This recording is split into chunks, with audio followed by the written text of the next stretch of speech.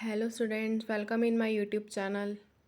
आज मैं आपके साथ सेकेंड ईयर का प्रीवियस ईयर पेपर डिस्कस कर रही हूँ, जो कि फार्माकोलॉजी, पैथोलॉजी एंड जेनेटिक्स का पेपर है। फार्मा थोड़ी मुश्किल लगती है बच्चों को, क्योंकि इसमें बहुत सारी ड्रग्स होती हैं याद करने के लिए, इसलिए। लेकिन अगर मैं आपको ये कुछ इंपॉर्टेंट ड्रग्स बताऊँगी, और भी मैं आगे क्वेश्चन पेपर अपलोड करूँगी, उसमें जो प्रीवियस ईयर में आई होती है मेनली आगे यही ड्रग्स पूछ जाती है, क्योंकि इंपॉर्टेंट होती हैं। ठीक है, तो इसमें 3 सेक्शन में डिवाइड होता है। फार्मा आती है, पैथो आती है और जेनेटिक्स आती है। सेक्शन ए में फार्मा, सेक्शन बी में पैथो और सेक्शन सी में जेनेटिक्स। हर पैटर्न हर यूनिवर्सिटी का अलग अलग हो सकता है देने का, कई पैथो और जेनेटिक्स इकट्ठी दे देते हैं। ठीक है, तो हर ये अपना अपनी यूनिवर्सिटी पर डिपेंड करता है, लेकिन इंपॉर्टेंट क्वेश्चंस यही हैं, वही हर यूनिवर्सिटी में यही पूछे जाते हैं मेनली, चाहे कोई सी भी यूनिवर्सिटी होए। ठीक है, तो अगर आप ये कर जाओगे तो आपको अच्छे से अटेम्प्ट कर पाओगे पेपर। ठीक है, तो ट्यूबरक्लोसिस जो ड्रग है, सबसे पहले कि ट्यूबरक्लोसिस ड्रग मोस्ट इंपॉर्टेंट है फार्मा के व्यू से भी और पैथो में भी और एमएसएन में भी इवन की ये पूछी जाती है ट्यूबरक्लोसिस के बारे में। तो एंटी ट्यूबरक्लोसिस ड्रग है जो, वो एंटी ट्यूबरक्लोसिस जो मतलब ट्यूबरक्लोसिक टीबी जो होती है, उसके जो ट्रीटमेंट में काम आते हैं, जो उसको ट्रीटमेंट में काम आते हैं, वो ड्रग हमको लिखनी है। ठीक है, और एसोनेज ड्रग जो होती है, इसकी जो ट्यूबरक्लोसिस की क्लासिफिकेशन है, फर्स्ट लाइन और सेकेंड लाइन, उसकी क्लासिफिकेशन है वो इम्पोर्टेंट है।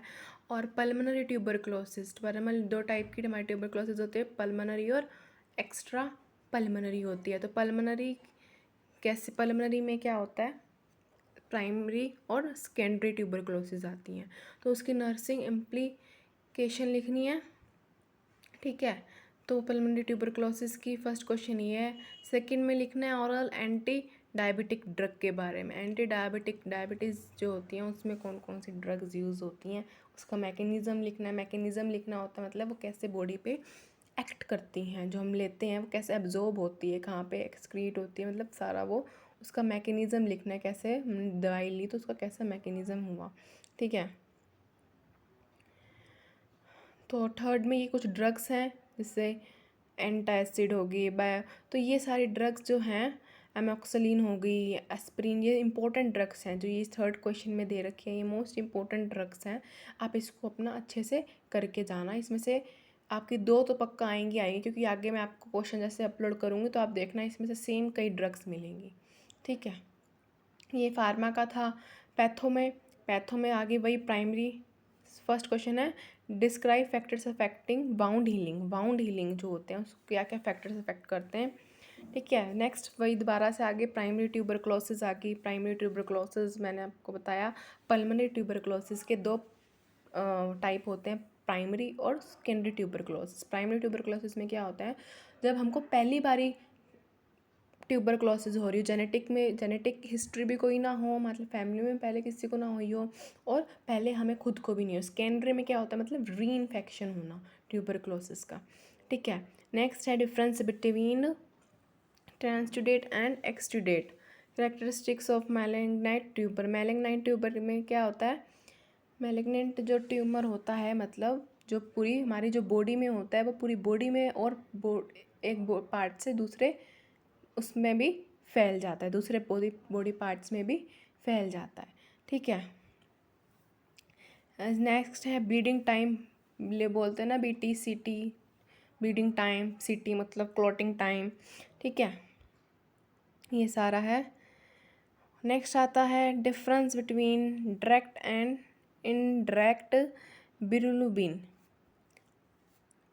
ठीक है, नेक्स्ट है जेनेटिक्स का पार्ट में क्या है, इसमें लिखना होता है। जेनेटिक्स में है, जैसे हमने जो मेनली 12th में पढ़ा होता है वो आता है जेनेटिक्स में, तो इजी होता है।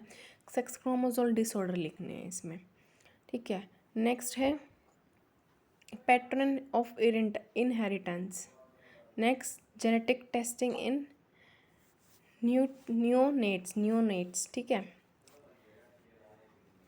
Prenatal testing, prenatal natal testing क्या होता है, मतलब जो प्रेगनेंसी का टाइम होता है 9 मंथ का, उस टाइम हमें वो टेस्टिंग जो उसमें करते हैं वो प्रीनेटल, इंट्रानेटल और पोस्टनेटल, ठीक है। ये मैंने अभी एक क्वेश्चन पेपर अपलोड करा, आपको कोई सा भी आंसर ना मिले, इनमें से कोई समझ नहीं आए तो आप मुझे कमेंट बॉक्स में बता देना, मैं उसका आपको आंसर एक्सप्लेन कर दूँगी, ठीक है। और नेक्स्ट भी मैं अभी और अपलोड करूँगी क्वेश्चन पेपर, और सब्जेक्ट्स के भी और इसके भी, ठीक है। Okay, thank you.